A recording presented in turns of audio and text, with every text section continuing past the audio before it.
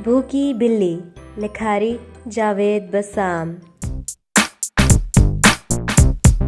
भूरी बिल्ली के लिए उस दिन का आगाज ही बुरा था। उस दिन जब वो मामूल के मुताबिक मोहल्ले के दौरे पर निकली, जो रास्तों, मंडेरों और छतों पर मटर गश्त करती और खुले दरवाजों, दरीचों और रोशनदानों से अंदर झांकती चली जा रही थी, तो पहली गली में ही उसकी मुलाकात एक दूसरी बिल्ली से हो गई। वो उसे देखते ही गराई और नाराजगी का इजहार किया। भूरी बिल्ली ने दुम हिलाकर और गर्दन झुकाकर आहिस्ता से मियाओं की आवाज निकाली, लेकिन दूसरी बिल्ली ने दोस्ताना रवैये को कोई अहमियत न दी। भूरी बिल्ली उससे लड़ना नहीं चाहती थी, लेकिन मजबूरन उसे जवाब देना पड़ा।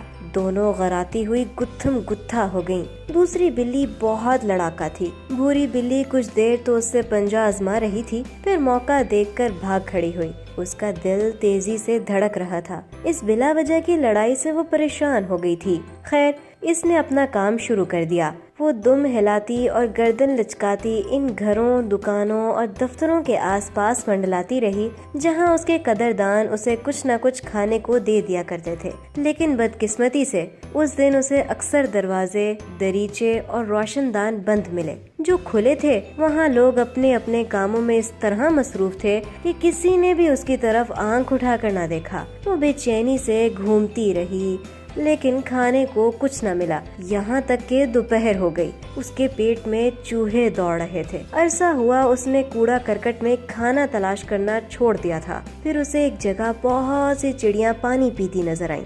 पानी किसी के गाड़ी धोने से जमा हो गया था। वो फौरन शिकार के लिए तैयार हो गई। उसका एक पैर जमीन से उठा हुआ था और जिस्म साकित था, लेकिन चिड़ियों ने उसे देख लिया। वो उड़कर तार पर जा बैठी। वो देर तक इंतजार करती रही, लेकिन वो नीचे न आई। आखिर मायूस होकर आगे बढ़ गई। चलते चलते वो पार्क तक जा पहुंची। उसने वहाँ किस्मत आजमाई का फैसला किया। उस वक्त पार्क में कोई भी नहीं था। वो दीवार से लगी लगी आगे बढ़ रही थी। कुछ दूर उसे घास पर बहुत सी चिड़िया और मीनाएं, कीड़े मकोड़े चुभती नजर आईं। उसने अपने खुश्क होंठों पर जबान फेरी और जमीन से चिपक कर दबे पांव आगे बढ़ी। करीब ही फूलदार पौधे और झाड़ियाँ थीं।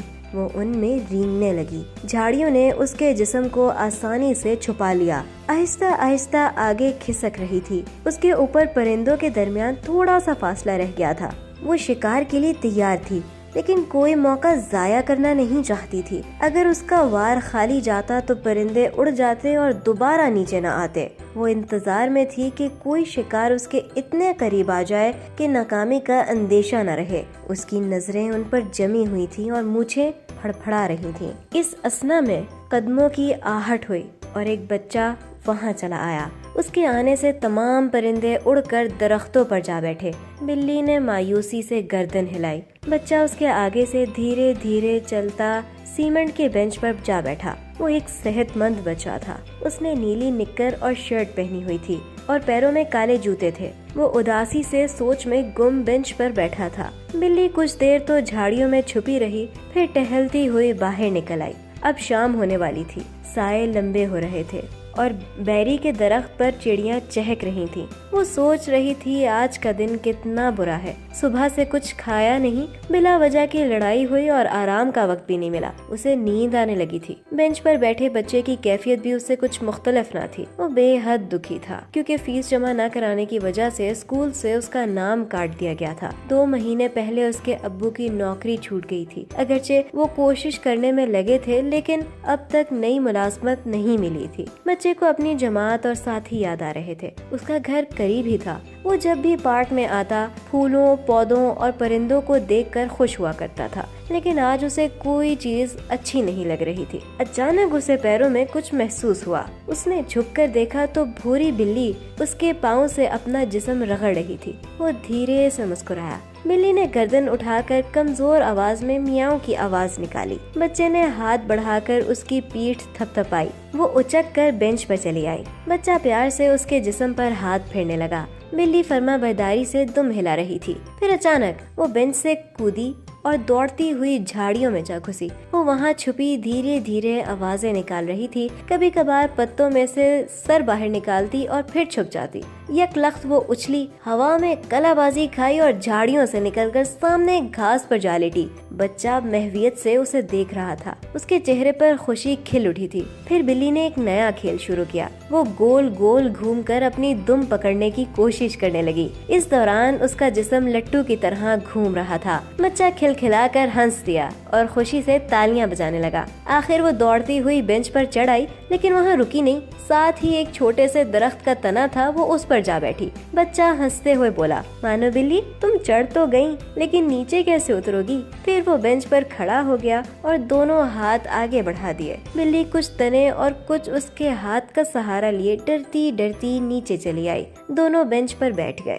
بچہ خوب ہنسا، بلی تھک چکی تھی، وہ دھیرے دھیرے سانس لے رہی تھی۔ بچہ شوخی سے بولا، میری پیاری دوست تم بہت اچھی ہو، تم نے مجھے خوش کر دیا۔ کچھ دیر پہلے میں اداس تھا، لیکن تمہارا کھیل دیکھ کر میرا دل مسرت سے بھر گیا ہے۔ ایسی خوشی تو مجھے نئی سائیکل ملنے پر بھی نہیں ہوئی تھی۔ یہ کھیل خاص میرے لیے تھا کیونکہ یہاں اور کوئی نہیں تھے۔